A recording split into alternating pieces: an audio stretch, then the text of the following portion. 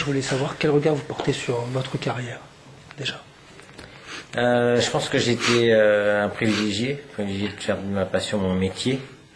Donc ça, c'était un grand luxe, mais j'en étais conscient quand j'étais joueur, parce que j'ai travaillé aussi un petit peu. Enfin, j'ai travaillé avant d'être footballeur. Donc j'ai eu cette chance-là, et puis après d'avoir côtoyé le haut niveau, parce que bon, c'est vrai que j'ai quasiment tout au long de ma carrière depuis l'âge de 22 ans, j'étais champion d'Europe espoir avec l'équipe de France du moins de 21 ans, jusqu'à 32 ans, j'ai gagné mon dernier titre. Donc j'ai eu la chance pendant 10 ans de gagner tout le temps quelque chose. Et j'ai toujours eu la phrase d'un partenaire quand on a joué notre première Coupe de France ensemble, c'est avec Montpellier. Albert Russe, qui avait 36 ans, qui me disait que le lendemain, il jouait sa première finale de Coupe de France, donc ça m'a toujours marqué, parce que je me suis dit, ça se trouve, c'est peut-être la dernière qu'on va jouer ensemble. Enfin, qu'on va jouer ensemble, ça c'est presque une certitude, mais que je vais peut-être jouer durant ma carrière, donc ça m'a parcouru ou suivi tout au long de ma carrière. Et puis j'ai eu la chance de ne perdre qu'une finale, c'était contre Barcelone en Coupe d'Europe des vainqueurs de Coupe, mais sinon, toutes les autres finales, je les ai gagnées, donc j'ai eu cette chance-là. Tout à l'heure, vous parlez de travail. Est-ce que la reconversion, c'est dur pour un footballeur de haut niveau? Et par exemple pour vous? Ouais, c'est une vraie complexité. Parce qu'on vit avec de passion, donc c'est difficile de retrouver après un univers dans lequel on puisse s'épanouir autant. Parce que le foot, ça reste véritablement une passion d'enfant.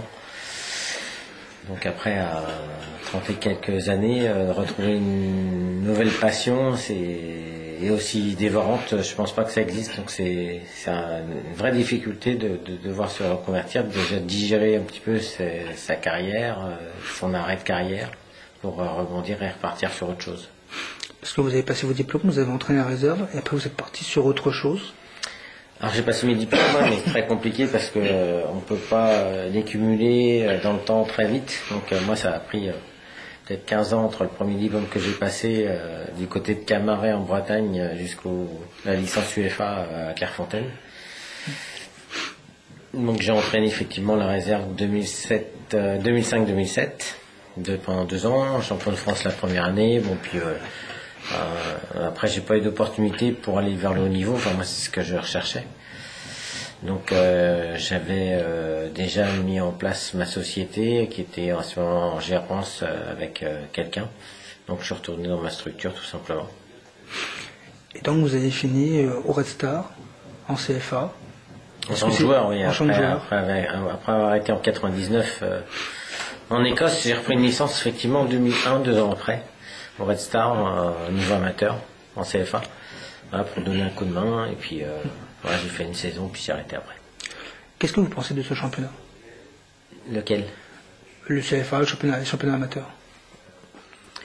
C'est un championnat à ce niveau-là, la CFA, qui est souvent fait d'équipes ambitieuses qui ont envie de monter, avec souvent des anciens professionnels, alors souvent en fin de carrière, ou des joueurs qui n'ont pas réussi dans les centres de formation et au plus haut niveau et qui se retrouvent dans ces niveaux-là. Donc il y a souvent un niveau qui est intéressant, mais c'est un niveau qui est pas facile. On parlait de votre club, le Paris Saint-Germain. Depuis que vous êtes parti, qu'est-ce que vous pensez de son parcours et même du Paris Saint-Germain d'aujourd'hui?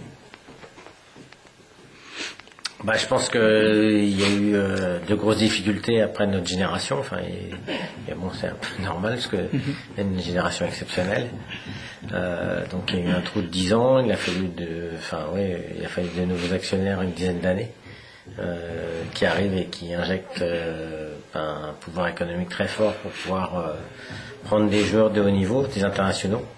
Et puis depuis que les Qataris sont arrivés, on avait un redressement des perspectives pour retrouver entre guillemets les hautes sphères de la planète foot au niveau européen et mondial.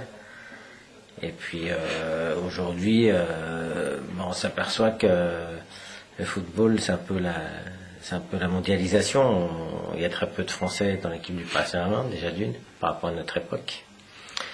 Et puis on voit que les résultats au niveau européen sont très difficiles à acquérir. C'est une vraie difficulté Mais en tout cas, c'est génial de retrouver le Paris Saint-Germain de l'affiche, que ce soit au niveau national, parce qu'ils sont au-dessus de tout le monde, vraiment, depuis quand même pas mal d'années. Et puis bon, la consécration serait de faire un super parcours européen avec un exploit sur une confrontation. C'est ce qu'on attend. Enfin, c'est ce que nous on a vécu à l'époque en battant Barcelone, le Real de Madrid, par exemple. Donc, on espère que ça va arriver. J'ai 2 dernières questions. Quel souvenir vous gardez de votre passage à Paris? Est-ce qu'il y a un moment fort qui vous reste encore? Non, parce que j'ai pas un moment particulier. Après, on parle souvent de Barcelone, évidemment, mais pour moi, c'est le fait d'avoir été dans la continuité sportive, c'est-à-dire qu'on a toujours été dans les 3 premiers en championnat, quasiment.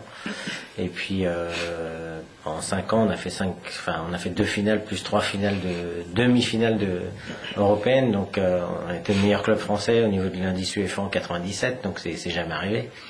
Donc, c'est plus ça que je retiens, c'est le fait d'avoir été en haut de l'affiche au niveau européen, parce que c'est l'échelon phare et l'échelon le plus haut dans l'échiquier de ce qui se pratique dans le football aujourd'hui, enfin hier et aujourd'hui.